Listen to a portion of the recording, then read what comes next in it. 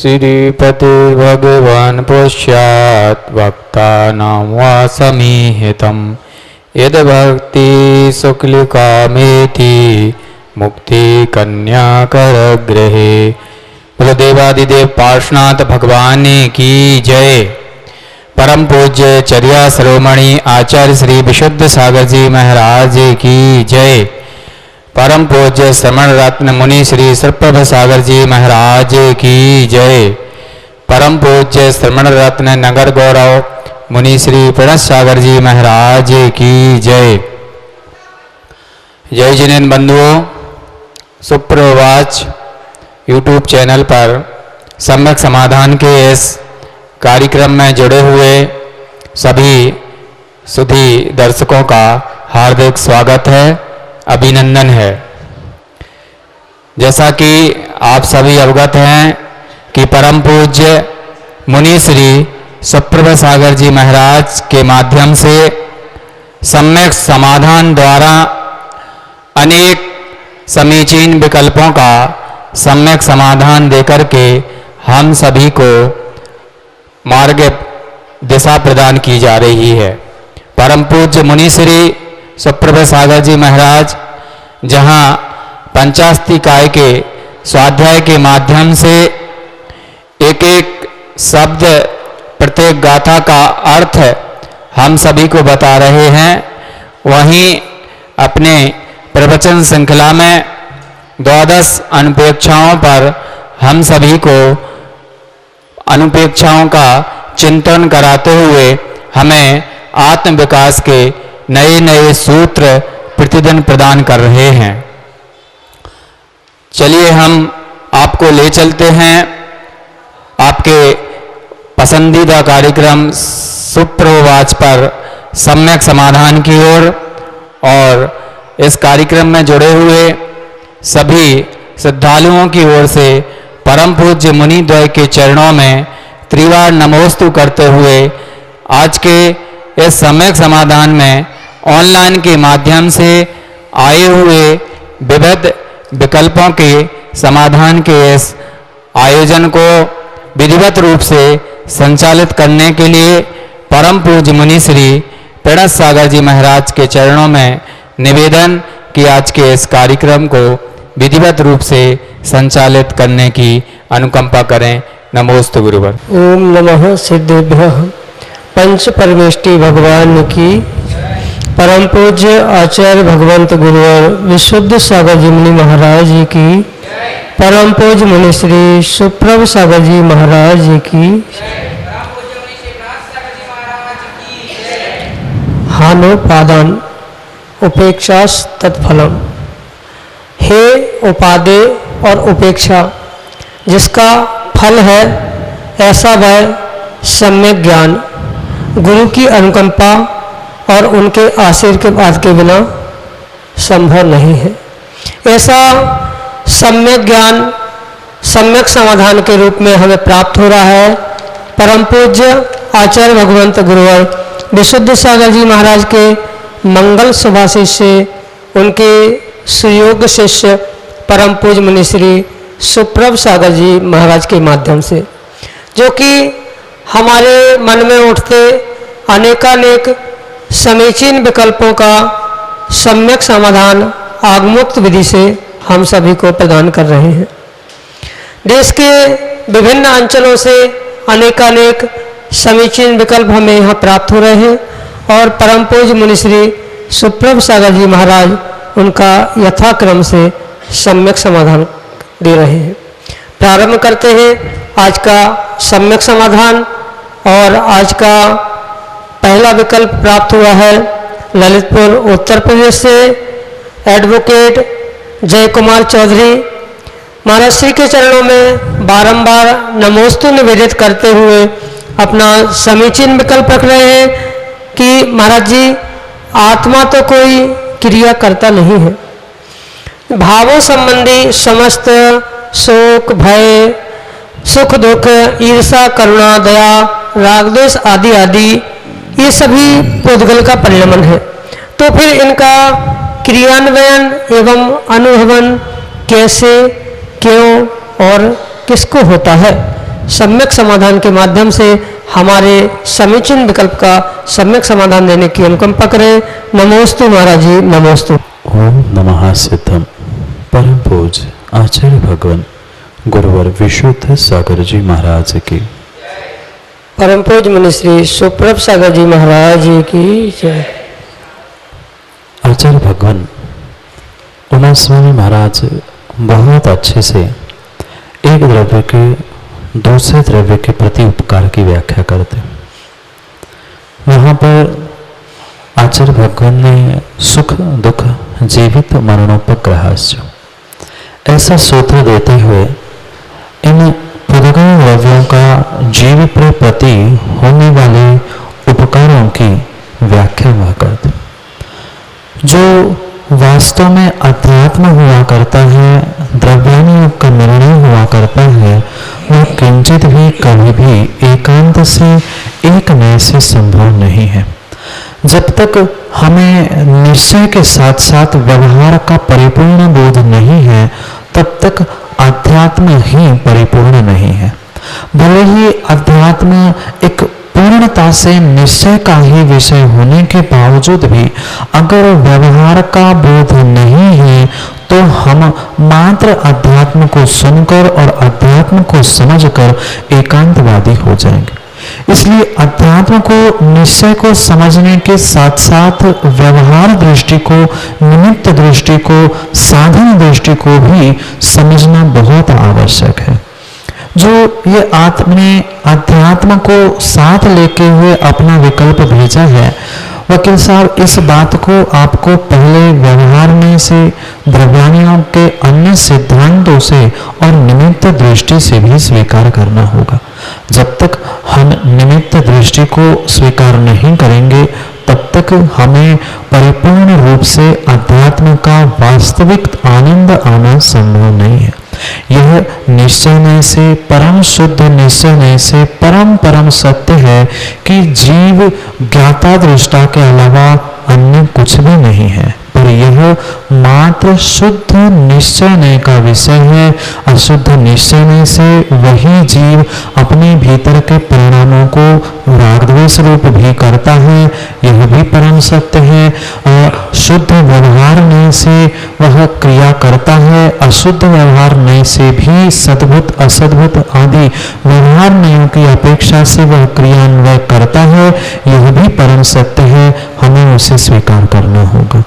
इस अपेक्षा से हमें स्वीकार करना होगा, क्योंकि जो जीव द्रव्य की दो प्रकार की पर्याय की व्याख्या आचार्य भगवंतों ने की है, एक विभाव स्वभाव और एक स्वभाव स्वभाव। जो पुद्गल के साथ रहते हुए मनुष्य, तिर्यंच आदि आदि जो यह पर्याय जीव धारण करता है, पहले तो हमें ये बात स्वीकार करनी होगी, ये पर्याय मात्र पुद्गल की नहीं है। उस पुद्गल की पर्याय अगर होती तो मनुष्य जीव है कि जीव मनुष्य है, ऐसा संबंध कैसे होता। भले ही उपचार से, असद्भुतता से, पर व्यवहार में से यह शरीर, यह पर्याय, यह सुख दुख परिपूर्ण रूप से जीव के निमित्त ही है, जीव के ही है, यह भी हमें स्वीकार करना हो। अध्यात्म निश्चय के साथ साथ जो सद्भुत असद्भुत उपचरित आदि तीन व्यवहार नयों की व्याख्या द्रव्यानुयोग ने की है, हमें उसको भी बहुत अच्छे से समझना होगा। अगर हमने उपचरित असद्भुत नय से इस शरीर को या अन्य सामग्री आदि को हम अपना नहीं स्वीकार करते, पर किससे पुनः समझना, असद्भुत उपचरित व्यवहार में की अपेक्षा से ये शरीर, सुख दुख, शरीर के संबंधी अगर हम व्यवहार से स्वीकार नहीं कर रहे हैं, तो छोड़ने का प्रयास क्यों करना। अगर छोड़ना है, उससे मैं अलग हूं, ये आप अध्यात्म में अनुभूति कर रहे हो, तो मैं अलग हूं ये समझने के लिए पहले एक हूं फिर अलग हूं, यह समझना आवश्यक है। इसलिए उमा स्वामी के सूत्र के साथ साथ हमें स्वभाव विभाव की व्याख्या करते हुए यह वर्तमान की हमारी मनुष्य, तिर्यंच आदि जो पर्याय है, यह जीव की ही विभाव पर्याय है, मात्र शुद्ध पुद्गल की मनुष्य आदि पर्याय नहीं हुए। होती। शुद्ध पुद्गल की क्या स्कंध की भी सुख दुख कर्म आदि कोई भी पर्याय नहीं होती। ये कर्म सुख दुख ईर्षा जो कुछ भी परिणति उस पुद्गल की जो आप कह रहे हो वह मात्र पुद्गल की नहीं है, वह जीव के निमित्त ही है। और ये जीव की भी सुख दुख आदि ईर्षा आदि परिणति कर्म आदि परिणति है, वह भी मात्र और मात्र उस पुद्गल के संबंध होने से ही है। अन्य अगर वह शुद्ध पुद्गल या शुद्ध जीव है तो इन दोनों में यह सुख दुख आदि परिणति परिणाम अनुभवन क्रियान्वय आपको प्राप्त नहीं होगा। इसलिए जो ये सुख दुख ईर्षा कसाय आदि रूप जो क्रियान्वय और अनुभव हो रहा है वह परिपूर्ण रूप से जीव द्रव्य ही कर रहा है। अंतर इतना है यह व्यवहारमय का विषय है और जो ज्ञाता दृष्टा रूप सब संसारी क्रिया से रहित जीव है यह शुद्ध शुद्ध परम निश्चय का व्याख्यान है। इन दोनों को ही हमें एक साथ समझना होगा। जीव इसी कारण वकील साहब भ्रमित हैं, उन्होंने व्यवहार नय का विषय पर्याय में लगाना प्रारंभ कर लिया और निश्चय नय का विषय द्रव्य में लगाना प्रारंभ किया, जबकि निश्चय और व्यवहार दोनों विषय एक साथ एक ही समय में एक ही स्थान पर लगाना आवश्यक है, तभी यथार्थ में वस्तु का निर्णय होगा। यह निश्चय नय से परम सत्य है। जो जीव है उसका मात्र कार्य ज्ञाता दृष्टा है, किसी अन्य का अनुभवन क्रिया करना यह निश्चय नय से भले उसका नहीं है, पर व्यवहार से व्यवहार के भी अनेक भेद स्वजाति विजाति स्वजाति विजातीय उपचरित अनुपचरित आदि अनेक भेदों को समझने के बाद ही हम वस्तु का यथार्थ निर्णय कर सकते हैं। व्यवहार पक्ष से सुख दुख का ईर्षा आदि कसाय कर्म आदि को क्रियान्वित करने वाला भी जीव है, उसका अनुभवन करने वाला भी जीव है।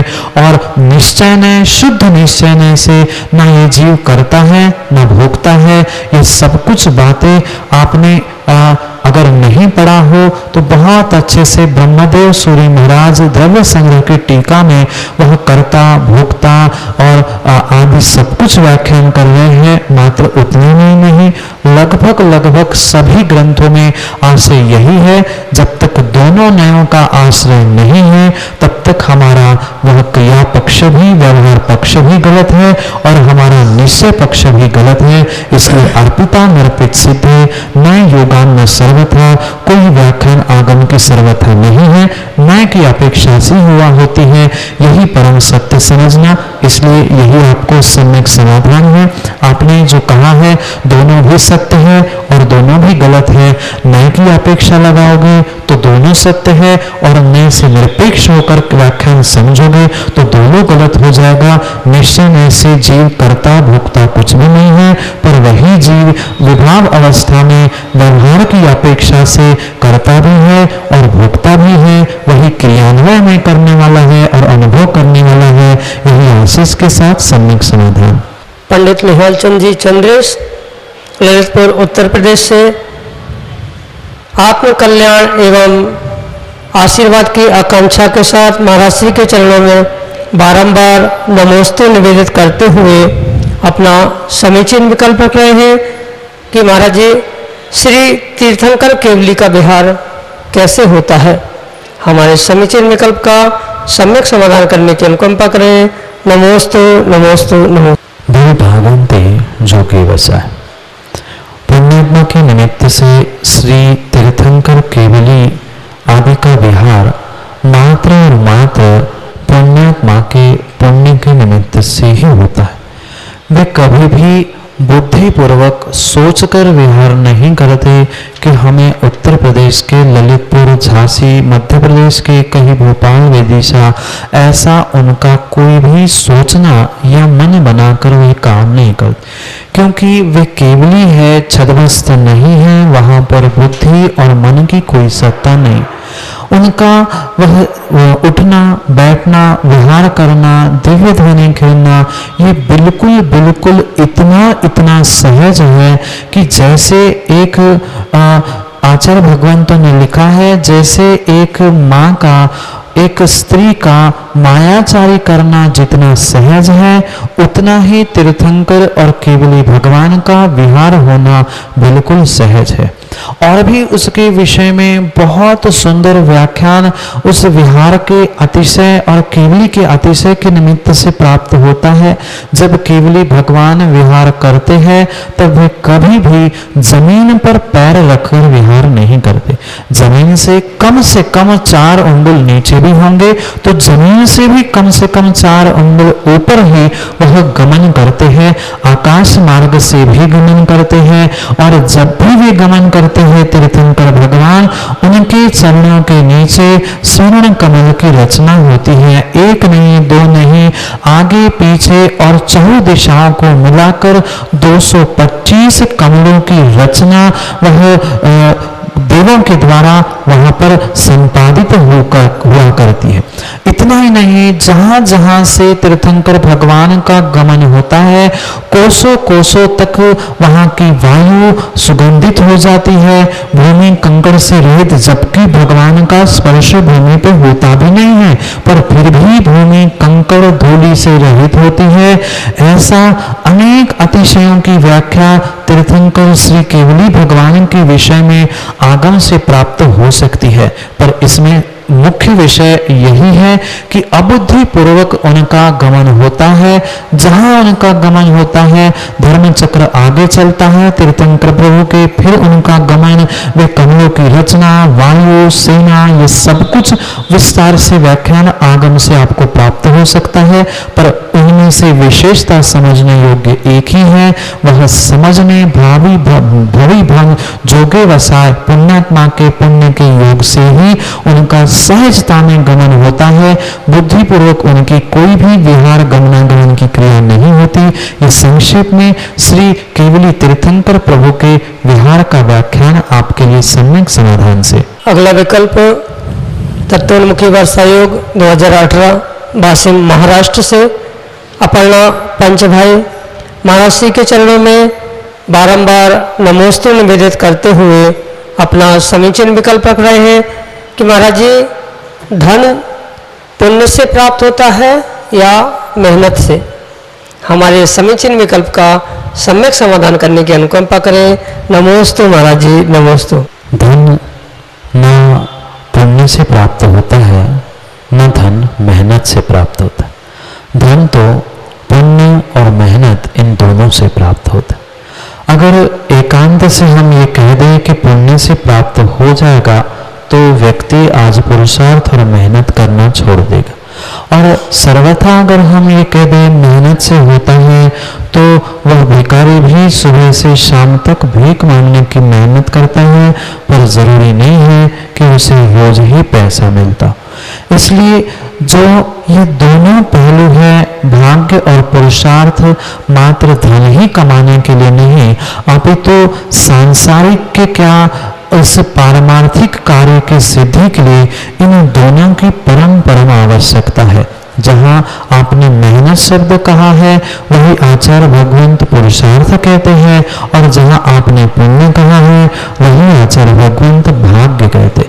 ये भाग्य और पुरुषार्थ दोनों जब तक एक साथ अपील नहीं करेंगे, एक साथ कार्य के लिए चोट नहीं करेंगे, तब तक कार्य की सिद्धि नहीं होती।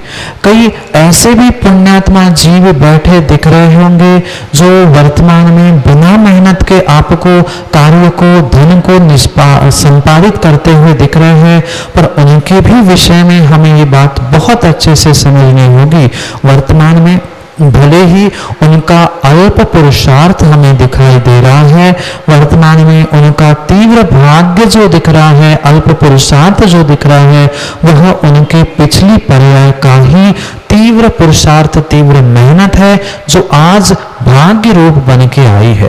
और आज का मेरा पुरुषार्थ आने वाले समय के लिए, कल के लिए मेरी आज की मेहनत ही भाग्य और पुण्य रूप बनने वाली है, अगर तद अनुकूल मैंने पुरुषार्थ किया है तो।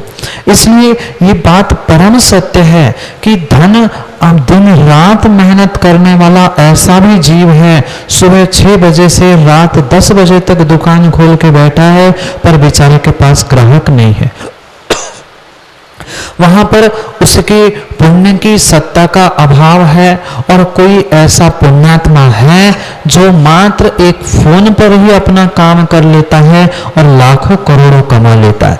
यह वर्तमान में उसके पुण्य की सत्ता है, मेहनत की वर्तमान की अपेक्षा से कमी है। इसलिए पर ये बात भी आपको बहुत अच्छे से समझनी होगी कि व्यक्ति मात्र और मात्र पुरुषार्थ मेहनत करके धन की प्राप्ति चाहता है, पर पुण्य कमाना नहीं चाहता। जितनी मेहनत वह धन कमाने के लिए करता है, उसके 10-20% भी वह सच्चे पुण्य की प्राप्ति के लिए पुरुषार्थ करेगा तो नियम से उसकी मेहनत भी सफल होगी। अगर बिना पुण्य के मेहनत करेगा तो उसकी मेहनत भी सफल नहीं होगी, और बिना मेहनत के पुण्य भी धरा काम में आने वाला नहीं है। इसलिए दोनों की साठगांठ एक समय में एक साथ होनी आवश्यक है, तभी वास्तविकता में वह धन की नहीं प्रत्येक कार्य में सिद्धि प्राप्त होना संभव है। इसलिए आपके लिए ही सम्यक समाधान समझने योग्य है। जो ये धन की प्राप्ति किसी जीव को हो रही है, तो मात्र किसी एक प्रत्यय से धन की प्राप्ति एक कार्य की सिद्धि संभव नहीं है। इसके लिए वर्तमान की मेहनत के साथ साथ पिछला पुण्य भी आवश्यक है, और पिछले पुण्य के साथ साथ वर्तमान की सम्यक मेहनत भी आवश्यक है। दोनों में सम्यक प्रत्यय बहुत आवश्यक है। पुण्य भी सम्यक होना चाहिए, तद अनुकूल होना चाहिए, क्योंकि पुण्य के भी अनेक भेद अनेक प्रकार होते हैं। लाभांतराय कर्म अलग है, दानांतराय कर्म अलग है, भोग उपभोग अंतराय कर्म, वीर्य अंतराय कर्म अलग अलग है। ऐसे अनेक प्रकार के पुण्यों की भी व्याख्या की है, और पुरुषार्थ भी अनेक प्रकार का हुआ करता है। जब तक वह दोनों की फ्रीक्वेंसी या दोनों का एक साथ कार्य होता नहीं है, तब तक फलीभूत नहीं होता। जैसे एक किसान भी वह खेत में बीजों को डालता है, कुछ समय बाद मेहनत भी उसे आवश्यक है, पानी देना, खाद देना और समय देना भी आवश्यक है। ऐसे सभी समवायों के साथ ही कार्य की सिद्धि होती है, चाहे सांसारिक हो चाहे पारमार्थिक हो। इसलिए धन की प्राप्ति के लिए धन की प्राप्ति वह जीव को मात्र न पुण्य से न मात्र मेहनत से हो रही है। दोनों का सम्यक प्रयोग समय पे होगा तो ही कार्य होगा। वह पुण्य भी और पुरुषार्थ भी समय पे किया गया काम ही समय को फलित करने वाला होगा। यही सम्यक समाधान परम आशीष के साथ। आज के अंतिम विकल्प के लिए हमारे सामने है दिगंबर जैन पंचायत समिति की कार्यकारिणी सभा की सदस्य श्रीमती रत्न प्रभा जैन, एडवोकेट, ललितपुर उत्तर प्रदेश से, जो कि अपना समीचीन विकल्प महाराज श्री के समक्ष रख रहे हैं। नमोस्तु महाराज जी, मुनिद्वय के चरणों में नमोस्तु नमोस्तु। आज का मेरा प्रश्न है कि श्रेणी किसे कहते हैं और श्रेणी चढ़ने का पात्र कौन हो सकता है? यही हमारा सम्यक प्रश्न है। आप सम्यक समाधान करने की कृपा करें। नमोस्तु महाराज जी। श्रेणी का शब्दशः अर्थ है पंक्ति। क्योंकि आपने यही प्रश्न पूछा, श्रेणी क्या है? शब्द में अनेक अर्थ है। एक श्रेणी शब्द के अनेक अर्थ हैं, जो कि पंक्ति या सीरीज के समानार्थी है। क्योंकि इस श्रेणी को अनेक प्रकार से आचार्य भगवंतों ने प्ररूपित किया। जो राजाओं की 18 प्रकार की श्रेणी है, वह भी श्रेणियाँ हैं। जो अनेक प्रकार के श्रेणी, गुण श्रेणी, सम श्रेणी आदि भी सीरीज रूप श्रेणियों का व्याख्यान है। आकाश पंक्तियों को भी श्रेणी कहा जाता है। साथ साथ जो स्वर्गों के विमान और नरकों के बिल हैं, वह भी श्रेणीबद्ध है। और सबसे अंतिम जिस विषय पर आपने जिज्ञासा विकल्प भेजा है, वह उपशम और शपक श्रेणी से संबंधित रखने वाली वह श्रेणी, जहां भी पंक्ति से चढ़ना उतरना आदि का व्याख्यान होता है, वहां वहां आचार्य भगवंत ने श्रेणी शब्द का प्रयोग किया। अब पहुंचते हैं मुख्य उस प्रश्न पर, विकल्प पर, जहां पर आपने श्रेणी चढ़ने के विषय में पूछा है। दो प्रकार की श्रेणी के व्याख्यान आचार्य भगवान ने किया, एक उपशम श्रेणी और एक क्षपक श्रेणी। जो अप्रमत्त सप्तम गुण स्थान वर्ती निर्ग्रंथ मुनिराज है, वह जब अपने ही सातिशय अप्रमत्त अवस्था को प्राप्त होता है, क्योंकि सातवें गुणस्थान के भी दो भेद कहे, उसमें से सातिशय गुणस्थान यानी चरम सीमा पर शुद्धोपयोग के जब जीव पहुंचता है, ऐसी चरम सीमा पर पहुंचने पर जब जीव मोहनी कर्म का उपशम करता है और आत्मा को आगे पंक्ति से बढ़ाने का प्रयास करता है, उसे उपशम श्रेणी कहा जाता है। और वही जब मोहनी कर्म की क्षपणा यानी नाश करके आत्मा को आगे पंक्ति से बढ़ाने का पुरुषार्थ करता है, उसे क्षपक श्रेणी ऐसा आगम में कहा गया। फिर जो आपने यह भी विकल्प पूछा है कि ये जो शपक आदि श्रेणियां हैं कौन चढ़ सकता है। पहली बात तो गति की अपेक्षा से हम खोजेंगे तो वह मनुष्य गति ही होगी। पुनः आगे बढ़ते हुए उस गति में भी गुणस्थान की व्याख्या अगर समझेंगे तो वह सातिशय अप्रमत्त सप्तम गुणस्थान वर्ती होगा, क्योंकि व्याख्यान तो और भी अनेक भी प्रकार से किया जा सकता है। क्योंकि जैसे सर्वार्थ सिद्धि ग्रंथ में भी आचार्य भगवंत ने एक सत संख्या आदि के निमित्त से या निर्देश स्वामित्व की अपेक्षा से कथन अनेक प्रकार से हो सकता है, पर सामान्य रूप से गुणस्थानों की और मोहनी की क्षपणा आदि के निमित्त से हम इस विषय को समझेंगे। क्योंकि गति से भिन्न होगा, जाति से भिन्न होगा, कुल आदि को समझने से भिन्नता होगी। यहाँ मुख्यतः हमें गुणस्थान से ये हम निर्णय करके आगे बढ़ रहे हैं कि सप्तम गुणस्थान वर्ती अप्रमत्त सातिशय संयत जीव ही प्राथमिकता से इस श्रेणी को चढ़ने के योग्य हुआ करता है। जब यह जीव असंयत आदि गुणस्थान से किसी एक प्रकृति का क्षय करता है, कहां पर? उसी स्थान पर असंयत आदि किसी एक गुणस्थान से किसी एक प्रकृति का क्षय करके प्रारंभ करके जिसके भीतर नरक तिर्यंच और आदि नरक और तिर्यंच आयु का बंध का सत्व जिसके पास नहीं है, वह जीव और जिसकी आयु बंध अन्य किसी प्रकार का भी नहीं हुआ है, वही क्षपक श्रेणी चढ़ सकता। ये तो पहले हमें समझ में आ गया। सातवें गुण स्थान वर्ती अप्रमत्त सातिशय जीव ही श्रेणी चढ़ेगा, पर उसमें भी क्षपक श्रेणी कौन चढ़ेगा? जिसके पास किसी आयु बंध का सत्व नहीं है। अगर बंध होगा तो क्षपणा करके वो उस भूमि मोक्ष नहीं जा सकता। इसलिए तद आयु विषय में जो बद्धायुष का कोई भी उसके पास सत्व नहीं है, वही क्षपक श्रेणी चढ़ सकता है।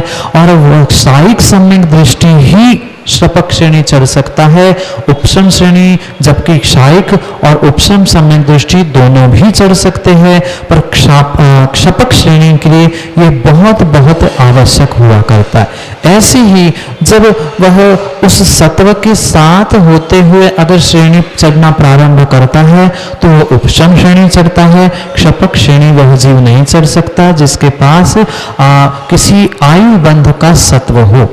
आयु बंध से मुख्यता है, आयु बंध का सत्व नहीं है और क्षायिक सम्यक दृष्टि है, वह क्षायिक श्रेणी चढ़ेगा। और जो उपशम या क्षायिक सम्यक दृष्टि होने के बावजूद भी जिसके पास अन्य आयुओं का सत्व शेष है, वह मात्र उपशम श्रेणी चढ़ेगा, अन्य नहीं चढ़ेगा। बाकी तो उपशम श्रेणी से गिरने आदि की व्याख्या आपको ज्ञात ही होगी। आपने श्रेणी चढ़ने के विषय में पूछा। संक्षेप में आगम के आचार्यों के परिप्रेक्ष्य में श्रेणी सामान्य और क्षायिक उपशम श्रेणी उसका आरोहण, ये सामान्य रूप से हमने सम्यक समाधान से समझा। यही आपके लिए संक्षेप से आशीष के साथ सम्यक समाधान। इस तरह से सम्यक समाधान के इस कार्यक्रम में आज प्राप्त हुए समीचीन विकल्पों का सम्यक समाधान परम पूज्य मुनि श्री सुप्रभ सागर जी महाराज ने आगम के आलोक में हमें प्रदान किया।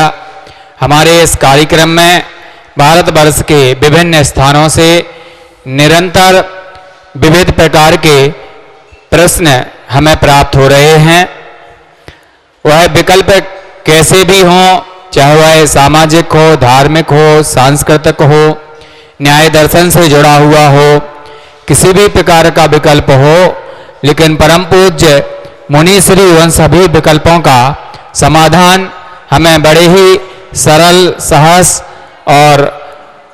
सहज और प्रांजल भाषा में प्रदान करके हम सभी पर अपनी कृपा दृष्टि बरसा रहे हैं।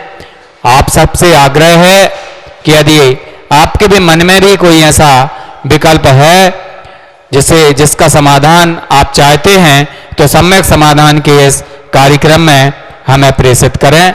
हमारे चैनल की पट्टी पर जो व्हाट्सएप नंबर एवं ईमेल आईडी चल रहे हैं, उन नंबरों पर और ईमेल आईडी पर आप अपने समीचीन विकल्प हम तक प्रेषित कर सकते हैं।